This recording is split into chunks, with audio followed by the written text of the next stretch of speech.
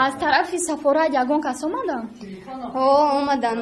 آمدن یک خبر گرفتن سوال جواب کردن دیگه از یک مرشد قریب نیومدن نمیدونم گفتن که میایم ما نیومدن ندیدیم تا امروز ندیدیم چیکار شد اومدن به شما یگان هیچی نه گفتن وعده کردن که میاریم هیچی نیاوردن یگان شرایط ما نه اجرا نکردن خیلی شرایط دارید مثال شرایط ما مثال آدمایی که مثال اینجا ما را هیچ که نمیدونن مثال ما در اینجا مثال تلفن میکنیم مقصد شوکمون لباسمون یگان وقتی در کار میشه و بیارن و یا میارن مثال میارن اینجا قبول کردن نمیکنن بیماری یکی کمتر که پیتوگ میگیم که پیتوگ در نمیارن نیست که پیتوگ گفتم میبرن میرون لباسایی که شما لباسایی که آوردن مثال میگیم بیارن نیمشه میارن نیمشه نمیارن خودشون میگن تلفن خوردنی با میگن خیلی مثال تلفن میگیم که میگن که وای ما آوردیم همه چیز اینجا میگن این نه ام خیلی بود ام خیلی آوردن مثال کور میکنن دیگه یگو دعوا کردن گوش نمیکنن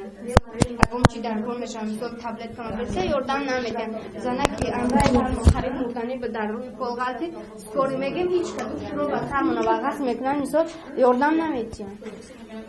اینجا بخشی دکتر میپرسن شما دکتر میپرسن مثال میره یه چیز در کار میشه نمیده یا تبلت که میگه بیاش تو کیلومتر مثال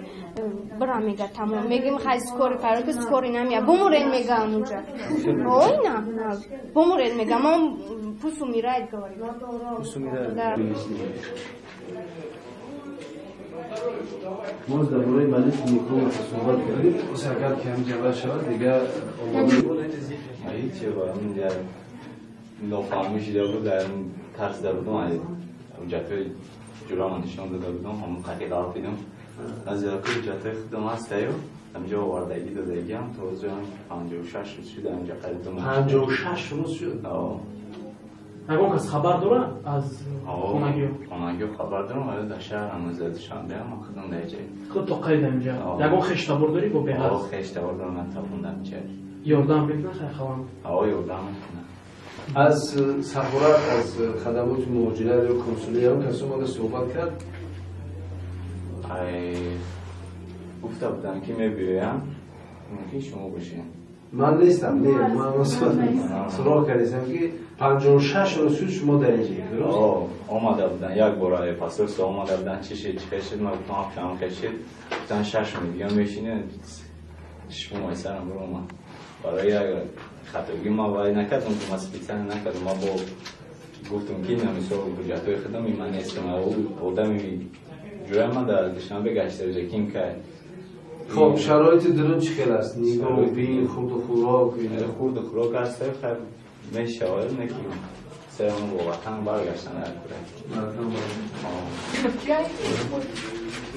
قدردین پاستا سایدالی من اسماعیلویچ خب چی مشکل است چی پرابلم است پرابلم است که برات بی‌حجت خریدن پاسپورت یعنی چی نداشته حجت 3 فеврал принимать когда таганский отдел هشتم همین جا بود آدم بود چرا امروز هشتم تا اینجا ما استودیو تو بازی بچه‌ها خب تو بازی ما اینجا استودیو هستیم یگان آدم ولی نه پاسوس که یک گروه بالای یک انسان اومد возраст хотели Саид Мирзоевич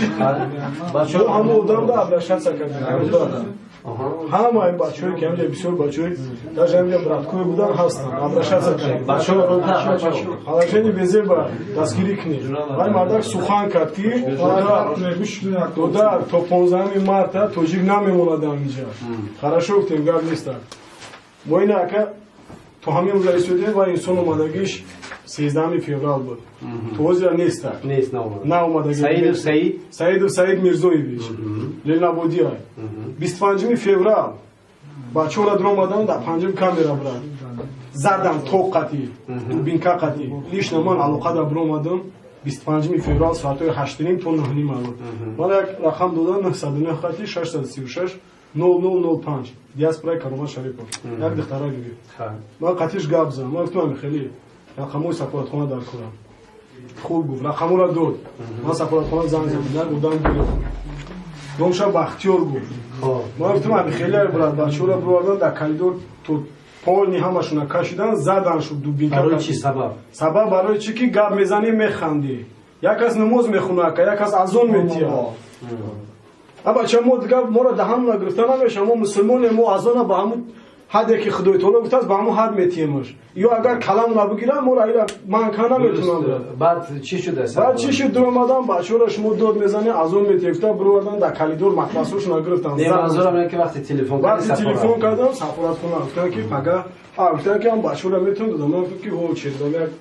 توبه تپلی نشکو بگیم الان پاره گذروندم از تلفنم اون بگی گپ زنیم گرفتم گپ زدم گفتم پگاه میویم من خودم با قطعا مدام گپ زدم گفت پگاه میویم یعنی کنسول یعنی سفارتخونه پاسپورت میام хорошо میام خوب بسیار سوز روزی 25 بگای ما زنگ زدیم اگر روزی 26 در پرسمنکا دیژورنی ما را درومدن شمانیت کردن تو همه چیزامون کوفتن اگر بعد فایروز کن اسمونوف که من برام من اسمونوف پاسپورت کی تلفن کردم تلفن کوه نیست تلفن ندارم چخه من پاسپورت زنگ میزنم کی گفت را اگر فکر که پاسپورت کی نگفته باشه اجاره کی رنگی گاو فروختگان مو رنگی باران توار دا بزرگ ما اکی تمام من زنگ میزنم پاسپورت بگایم ما علاقه دارم برام پاسپورت روزی 26 سحر میان تو نشمون میکنم ببرو اسمونو اینا من اسمونو برو ما خاموش باش دubinka dastиш mezanım man guşki начальник tımlar خیلی دست خطی براسو ما وزم شرا میگیرم magma mezanım tımlar چیکارو میکنی هیچ کارو کار نمیتونی تو برای من با объяснительный می‌نویسی در کورشا национальный конфликт میشه در کورایت دا بیاین dubinka пожалуйста بزن تو هیچ کارو کار نمیتونی اینا اون اینا دستون بیدی دستون اینا برات که داوا برو جا برات برو جا مردا گوره گازه اینا برا برو تو یک چی بیو اینا برا burada این مردا کسال مزاج نیست سلامتیش خوب نیست burada نقطه‌ام برات مافکن کنیم برای که من مزام نیست سلامتیم خوب نیست من خلاص همین خودش دیجون فرض کردم خیلی سلامتیم خوب نیست من قطعا بچه‌کو اشتراکی من همینجا هستم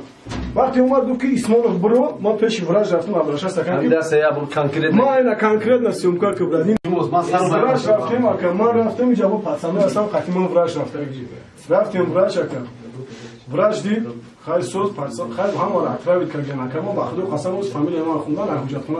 برومان اصلا نودم من برومان ولی کی نمیشه دیگه او اینو شمادر میتیان اوقات کی جا میتیان با خودو قسم من مرغ تو در خونه مرغ نمیخوام اوقاتا وار میکنی همش پولی فاش ما یا اوقات میتیان نوجشوندا بیرون ما خواستیم برای شما در اومد دیگه هم تا با نوروز تبریک میکنیم روز دیگه من باور نداشتم خیلی نشه ما میخواستیم یک دسترخوان نوروزی یک دسترخوان ایدانه بشه برای ما اجازه ندادن گفتن که آش ممکن نیست ما گفتیم یک آش و سلات و میوگی بکنیم گفتن که اینا اطراوی بشه گفتن اجازه دادن بعد پیش وراج اومدن بعد پیش وراج اومدن 15 минут بعد پیش وراج اومدن 15 минут بعد дежурный дром старший дежурный Исмонов да что надо с вещами на выход причину объясни за что мне на выход не знаю причина же она просто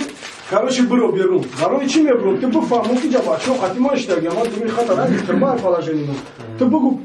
когда масса сабабшам фаму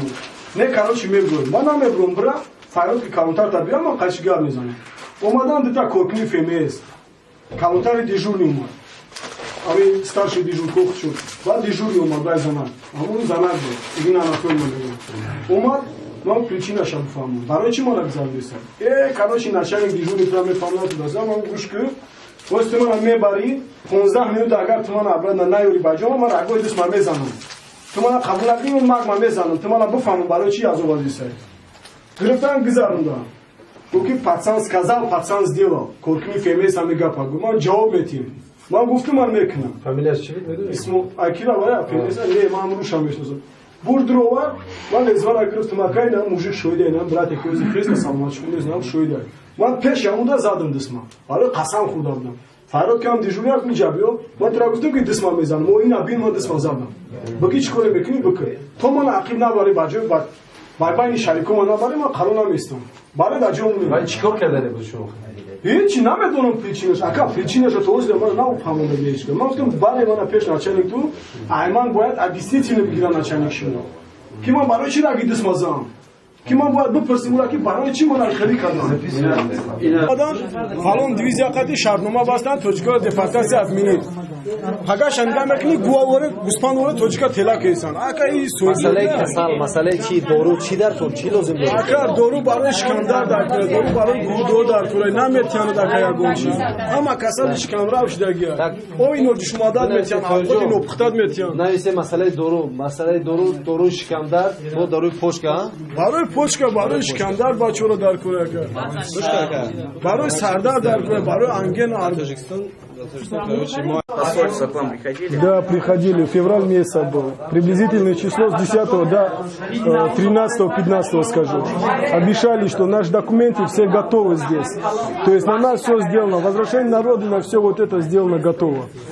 Мы верили им. Они сказали, что до 15 марта, крайне до 20 числа не останется здесь ни одного таджика. Всех отправляют на родину. Вот и до сих пор мы ждем. Человек, который приехал, Саидов Саид Мирзоевич. Вот от него мы этого ждали, мы до сих пор никакой...